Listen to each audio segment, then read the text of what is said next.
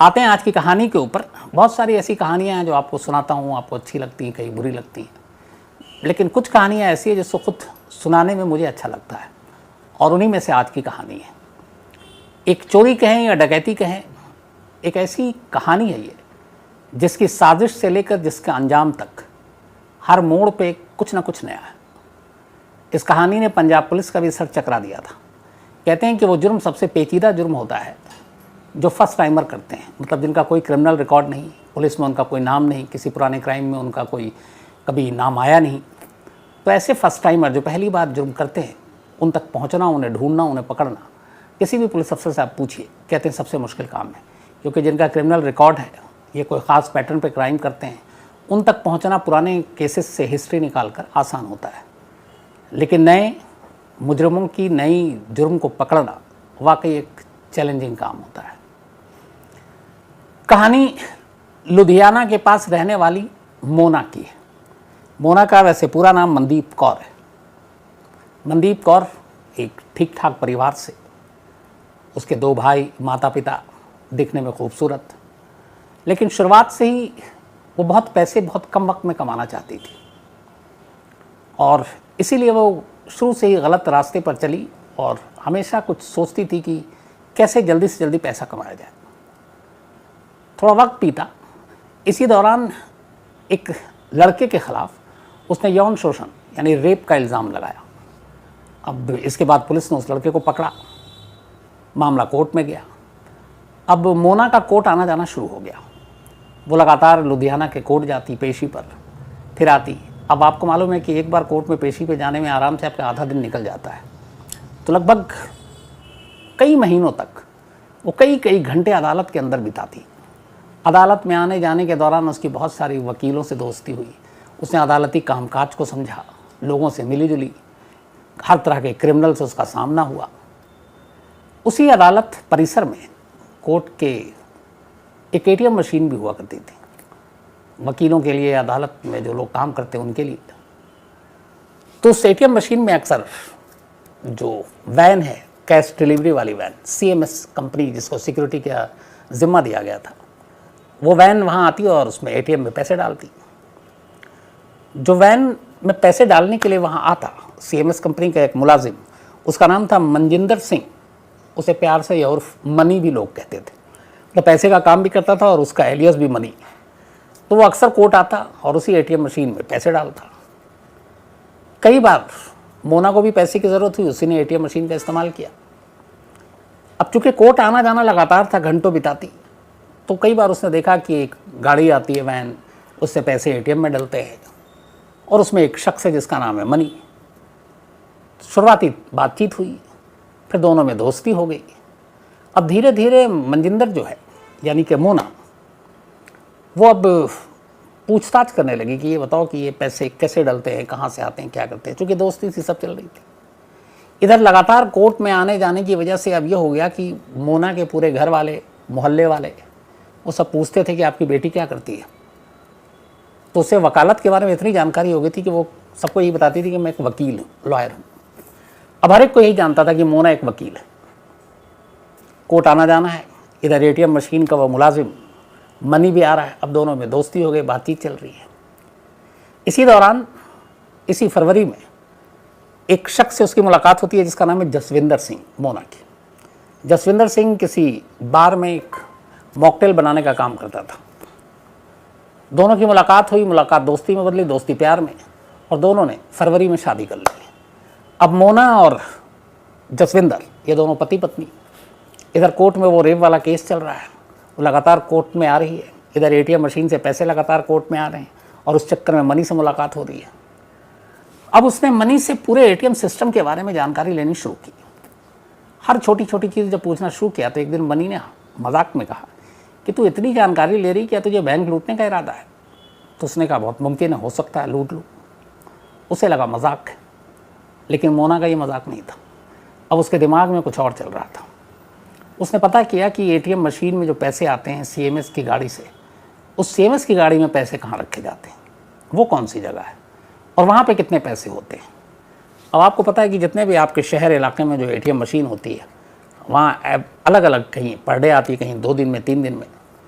तो एक गाड़ी आती है और एटीएम मशीन में वो पैसे ट्रांसफ़र करती है और उतनी देर तक कोई एटीएम मशीन यूज़ नहीं कर सकता, करीब आधा घंटा 45 मिनट लगता है। तो उसने क्या पता करना शुरू किया तो उसको पता चला कि लुधियाना में एक जगह है जहाँ सीएमएस कंपनी का ऑफिस है और वहाँ सारे पैसे इकट्ठे होते हैं और फिर उन पैसों को अलग अलग इस सीएमएस की गाड़ियों में शहर के अलग अलग इलाकों में भेजा जाता ताकि वो एटीएम मशीन में पैसे डाल सकें।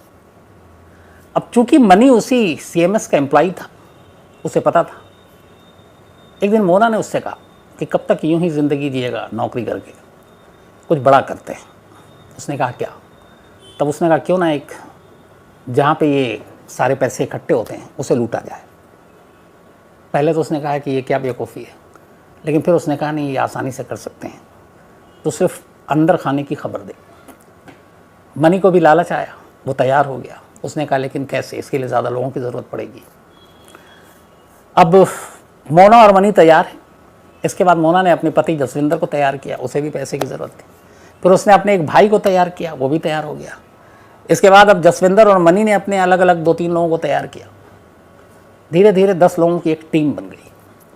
अब 10 लोगों की जब टीम बन गई तो ये हुआ कि कैसे डाका डालना है। इसके लिए लगातार करीब 4 महीने तक मीटिंग हुई।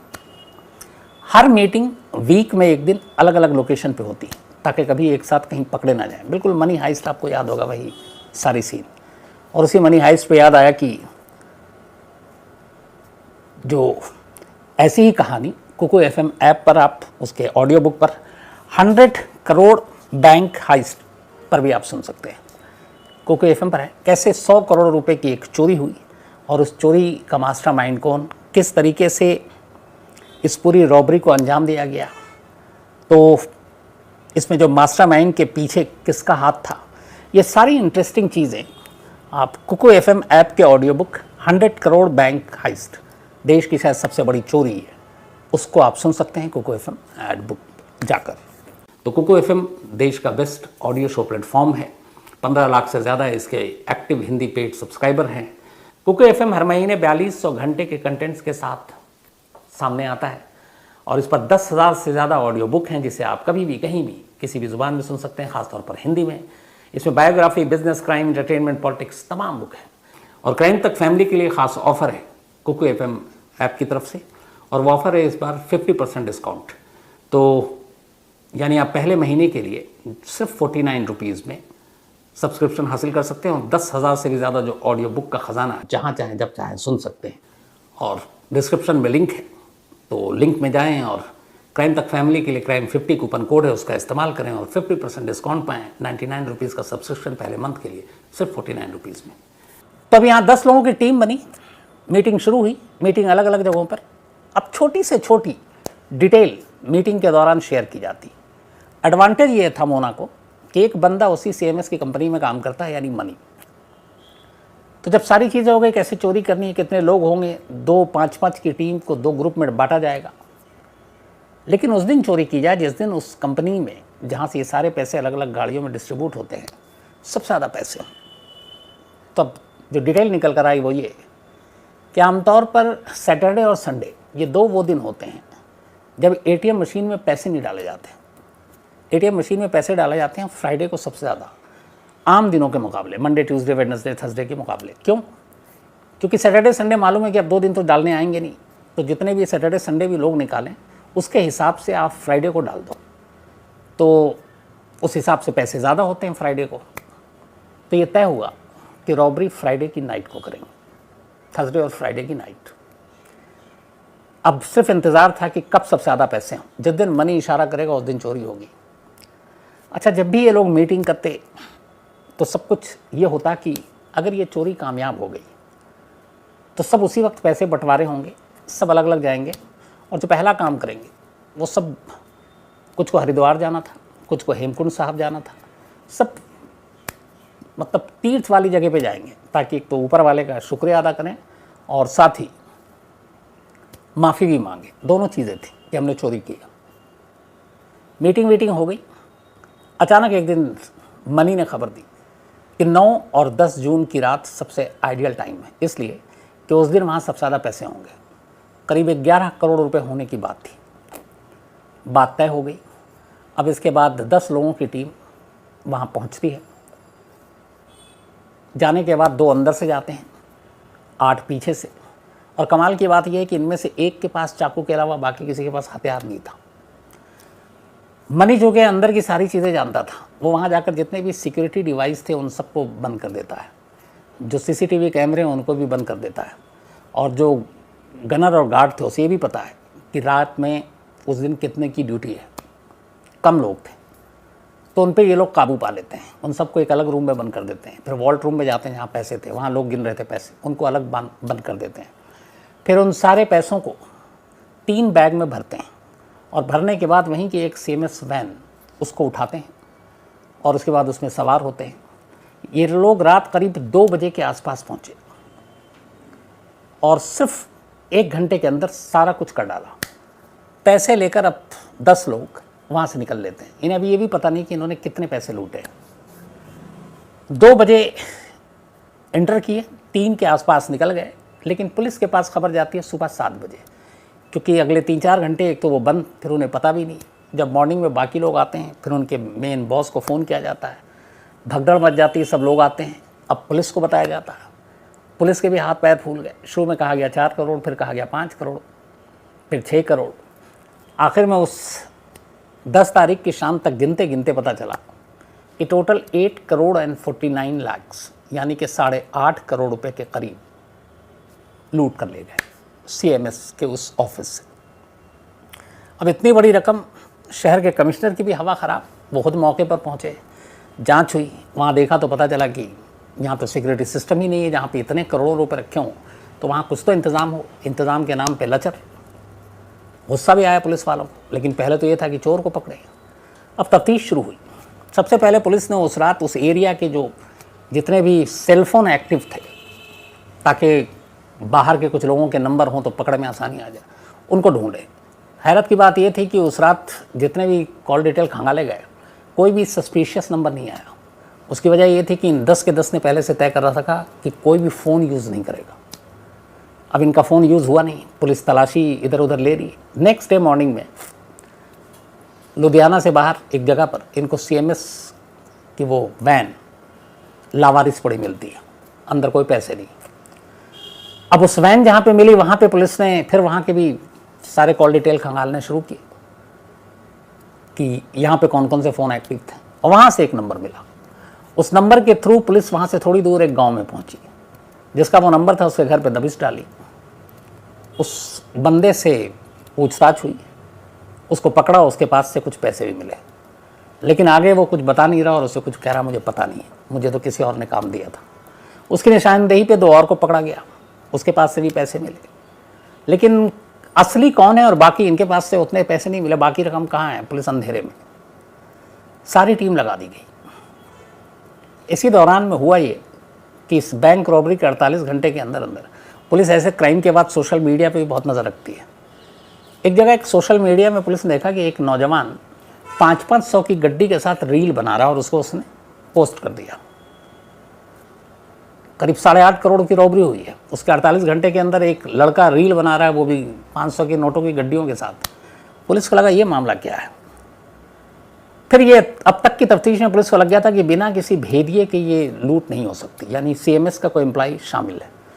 अब सारे लोगों को बुलाया गया जिन जिन की ड्यूटी थी, लेकिन उसमें मनी नहीं आया। जब मनी नहीं आया तो फिर कंपनी को भी शक हुआ, पुलिस को इन्फॉर्म किया गया कि ये बंदा है। अब पुलिस ढूंढते ढूंढते मनी के घर पहुंच गई। मनी के घर पहुंची तो वो मिला। उसने कहा नहीं, मेरी तबीयत ठीक नहीं थी, मैं नहीं आया। लेकिन पुलिस ने अब तलाशी लेनी शुरू की। उसके घर के अलग अलग जगहों से पुलिस को 1 करोड़ रुपये मिले और वो उसी कंपनी के थे। अब ये साबित हो गया। अब पुलिस ने उससे सख्ती से पूछताछ की। फिर उसने बताया और भी पैसे हैं। उसने अपने घर के सेप्टिक टैंक में प्लास्टिक में लपेट कर गड्डियों को फेंक रखा था। जो पहले 3 लड़के पकड़ाए थे उनके घर की नालियों में उन्होंने पैसे प्लास्टिक में लपेट कर फेंक रखा था।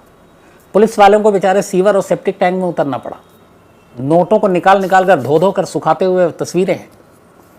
खैर, अब जब मनी हाथ आया तो फिर पता चला कि मास्टरमाइंड कौन है। और मनी ने शिनाख्त की जो रील है, जो 500 की गड्डियाँ बनाकर खुद ही सोशल मीडिया पे डाल के अपनी पैर पे कुल्हाड़ी मार रहा है, वो कोई और नहीं बल्कि मोना का भाई है, जो इस रॉबरी में शामिल था। अब पुलिस उसके भाई तक पहुंची। भाई से पहुंची तो भाई को गिरफ्तार किया, उसके पास से भी पैसे मिले। अब चूंकि मोना का नाम आ गया था, मनी ने सारी कहानी उगल दी, तब मोना के घर पे भी पहुंची, वहां की तलाशी ली तो कुछ पैसे मिले, लेकिन लगा कम है। घर के बाहर खड़ी हुई थी एक स्कूटी, जब स्कूटी की डिक्की और बाकी चीज़ें खोली, उसी में से लाखों रुपए मिल गए, वो सब छुपा कर गई थी।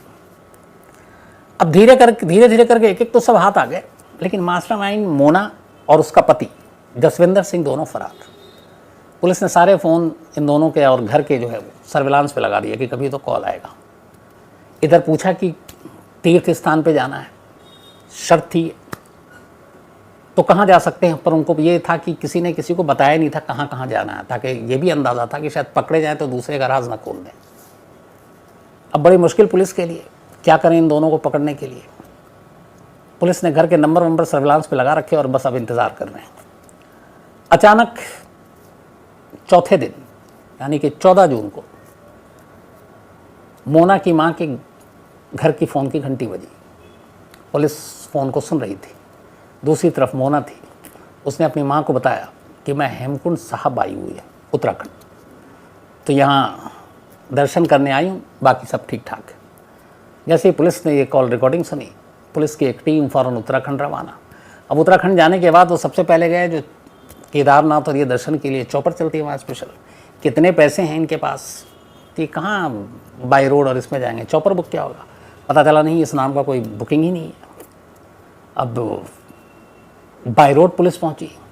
अब हेमकुंड साहब में ये प्रॉब्लम थी कि वहाँ सैकड़ों श्रद्धालु, और कैसे पहचानें उस भीड़ में और कैसे पकड़ें, पुलिस के लिए भी बड़ी मुश्किल काम, क्या करें। तब तक चूँकि ये लोग पहुँचे थे तो कहीं ना कहीं होटल और इसमें ठहरे होंगे, तो उधर उत्तराखंड पुलिस की मदद से अलग अलग लोकेशन से भी कि कौन कौन यहाँ ठहरा किस किस नाम से। एक होटल से एक अहम क्लू मिला, वो ये कि हाँ यहाँ 2 इस तरह के लोग ठहरे हुए थे और वो यहाँ से आज ही निकले हैं और ये हेमकुंड साहब के लिए गए हैं, सड़क के रास्ते गए हैं। उनमें से एक ने बूट और ओवरकोट टाइप, चूँकि बारिश हो रही थी, वो पहना हुआ और चेहरा मास्क लगा रखा है। पुलिस को ये क्लू मिला, लेकिन अब हेमकुंड साहब में टीम तैनात, बट इतनी सारी भीड़ में, और अगर सब में चूँकि बारिश भी है, रेनकोट भी है, कैप भी है, मास्क भी है, तो या तो सबको पकड़ पकड़ के चेहरा देखा जाए, लेकिन वो ठीक नहीं है एक तीर्थ स्थान पे इस तरह की हरकत करना। तो क्या किया जाए। जो इंस्पेक्टर लुधियाना पुलिस से वहाँ पहुँचे, उन्होंने दिमाग लगाया। उन्होंने क्या किया कि हेमकुंड साहब के गेट के पास आमतौर पे गुरुद्वारे के में लंगर बहुत लगते हैं।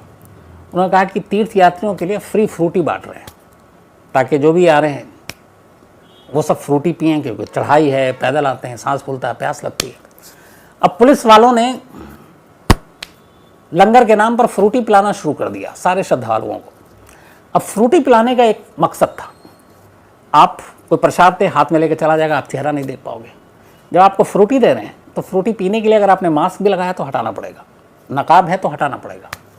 और उतनी देर में पुलिस उस चेहरे को पहचान लगी, क्योंकि हर पुलिस के पास मोना और उसके पति की तस्वीर थी। अब फ्रूटी लेकर पुलिस की टीम लोकल लोगों की मदद से खड़ी हो गई। हर एक को ऐसे पॉइंट पे खड़ी हुई थी जहाँ से एक एक करके जो गुजर रहे हैं और उनको आप देख सकते हो। अब इंतज़ार होता रहा, लोग फ्रूटी पीते रहे। आखिरकार 2 लोग आए फ्रूटी पीने, मास्क हटा, एक मोना थी, दूसरा जसविंदर।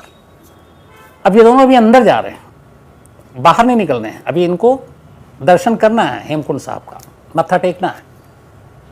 यहाँ पे इंसानियत दिखाई लुधियाना पुलिस ने। उसने कहा चलो अब पहचान तो लिया, टीम भी अच्छी खासी है, अब यहाँ कहाँ से जाएंगे, पीछे और कोई रास्ता नहीं है भागने का। उन्होंने कहा इनकी भी मनोकामना पूरी कर लेने दो, दोनों को दर्शन करने दो, वापसी में पकड़ेंगे। उसके बाद दोनों दर्शन करने के लिए अंदर जाते हैं। पुलिस के कुछ लोग सादी वर्दी में उनके पीछे पीछे अंदर जाते हैं। वो सारी अपनी दर्शन करके वहाँ से बाहर जैसे ही आते हैं पुलिस के कब्जे में। पुलिस दोनों को गिरफ्तार करती है, फिर अपने साथ लेकर आती है। रास्ते में दोनों बताते हैं कि हमें पता चल चुका था कि हमारे साथी गिरफ्तार हो चुके हैं और हमने भी यहाँ आकर माफ़ी भी मांगी अपने इस कर्म के लिए, लेकिन हमारा प्लान यही था कि कुछ हम अभी पहले तीर्थ यात्रा पर रहेंगे और फिर यहाँ से जाएंगे नेपाल, और नेपाल से फिर कहीं और विदेश चले जाएंगे। बट ऐसा हुआ नहीं। 100 घंटे के अंदर अंदर लुधियाना पुलिस ने शायद दशकों की ये सबसे बड़ी चोरी की पहेली सुलझाई। हालांकि लुधियाना पुलिस और उनके कमिश्नर बड़े नाराज़ भी हुए सीएमएस से। उन्होंने कहा कि करीब 4 से 5 दिन तक पूरी लुधियाना पुलिस एक प्राइवेट कंपनी की सेवा में लगी रही, नाली में उतरती रही, सीवर में उतरती रही, और उनकी लापरवाही की वजह से उन्होंने अपनी सुरक्षा का इंतज़ाम पुख्ता नहीं किया था। तो ये मतलब उनकी गलती थी, और इसीलिए 2 चीज़ें की है लुधियाना पुलिस ने। एक, ये रिकमेंडेशन दी है, सिफारिश की है कि सीएमएस के लाइसेंस को रद्द किया जाए, क्योंकि इस तरीके से इतने बड़े अमाउंट को इधर उधर पहुंचाने के लिए ये कंपनी को जो सिक्योरिटी के सारे मेजरमेंट लेने चाहिए थे वो नहीं ले पा रही, इसलिए इसके एक तो लाइसेंस कैंसिल करें। दूसरा, ये जो खर्च हुआ है इस रॉबरी को सुलझाने के लिए, टीम उत्तराखंड से लेकर पंजाब के अलग अलग इलाकों में, सीवर में, नाले में, कहाँ भटक रही है, छान मार रही है, उस पर करीब 1 करोड़ रुपए का खर्च आया इस पूरी इन्वेस्टिगेशन और इस गैंग को पकड़ने में। तो 1 करोड़ रुपए भी इसी कंपनी से लिया जाए। उसमें पुलिस वालों की वेतन भी शामिल है, गाड़ी का पेट्रोल भी है, खाना भी है, डीए भी है, रहना ठहरना, ये सारी चीज़ें हैं। तो लुधियाना पुलिस के हिसाब से करीब 1 करोड़ रुपए खर्च आ गए। फिर टेक्निकल ये सारी चीज़ें जो सर्विलांस, तो इसलिए 1 करोड़ रुपये उनसे लेने की सिफारिश की है। तीसरा, पंजाब के डीजीपी ने इस हाल के वक्त की सबसे बड़ी चोरी को 100 घंटे के अंदर अंदर सुलझा लेने के लिए इस टीम में शामिल जितने भी पुलिस वाले थे उन सबको 10 लाख रुपए देने का भी ऐलान किया है। और ये जो मोना है, मनदीप कौर उर्फ मोना, ये फ़िलहाल पंजाब में डाकू हसीना के नाम से भी मशहूर है, और पुलिस के हिसाब से ये इसकी दूसरी शादी थी जसविंदर से, और जसविंदर से भी इसने यही कहकर शादी की थी कि वो एक वकील है। हालांकि उसका पति भी इस चोरी में क्यों शामिल हुआ मालूम नहीं, लालच शायद इसकी एक वजह हो सकती है, लेकिन उसने उससे भी यही कहा। तो कुल मिलाकर पति, पत्नी, भाई और वो जो मनी बैंक में मनी के नाम पे काम कर रहा था वो भी, और बाकी जितने लोग हैं लगभग सब अरेस्ट हो चुके हैं, 2 को छोड़कर। उनमें से एक की खबर है कि वो शायद दुबई भाग गया है। और 8.49 करोड़ रुपीज़ में से अब तक करीब 6 करोड़ रुपए पंजाब पुलिस ने बरामद कर लिए हैं। यानी कि अभी भी 1.5 करोड़ रुपए बरामद होना बाकी है, जो शायद 2 लोग भागे हुए हैं उनके पास से मिल जाए, क्योंकि इन्होंने ये 30 तय किया था कि जब ये रॉबरी कामयाब होगी तो पैसे का बंटवारा उसी वक्त होगा और सब अपने अपने रास्ते जाएंगे, कोई एक दूसरे से कांटेक्ट नहीं करेगा। और इसीलिए लोगों ने फ़ोन का भी इस्तेमाल नहीं किया। लेकिन जब रॉबरी हो गई, 3 दिन बीत गए, तो मोना को लगा कि चलो अब सब कूल, और उसने एक फ़ोन किया अपने घर, और वही उसने गलती की और उससे उसका लोकेशन मिला और वो पकड़ी गई। तो हाल के वक्त में और कमाल की बात यह है कि इस पूरी चोरी में कोई भी एक क्रिमिनल रिकॉर्ड किसी का नहीं, इन सभी का ये पहला क्राइम था, और इस पहले क्राइम को इन्होंने अगर अरेस्ट छोड़ दें तो परफेक्टली उसको पूरा अंजाम दिया।